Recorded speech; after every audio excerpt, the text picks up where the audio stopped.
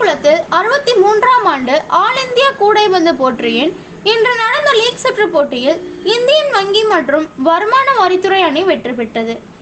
தேனி மாவட்டம் Periyakulam silver jubilee sports club சார்பாக 63ஆம் ஆண்டு ஆல் இந்தியா கூடைப்பந்து போட்டி மே 19ஆம் தேதி முதல் 21ஆம் தேதி வரை நடைபெற்று வருகிறது.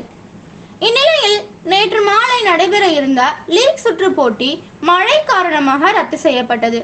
அதனைத் தொடர்ந்து இன்று காலை நடந்த லீக் சுற்று முதல் போட்டியில் சென்னை இந்தியன் வங்கி அணியும் சென்னை விளையாட்டு விடுதி அணி மோதியதில் 96க்கு 68 புள்ளி அடிப்படையில் இந்தியன் வங்கி வெற்றி பெற்றன. அதனைத் தொடர்ந்து இரண்டாவது போட்டியில் திருவனந்தபுரம் கேரளா மாநில மின்வாரிய அணியும் சென்னை வருமான வரித்துறை அணி மோதியதில் 68க்கு 62 என்ற புள்ளி அடிப்படையில் வருமான வரித்துறை அணி வெற்றி பெற்றது.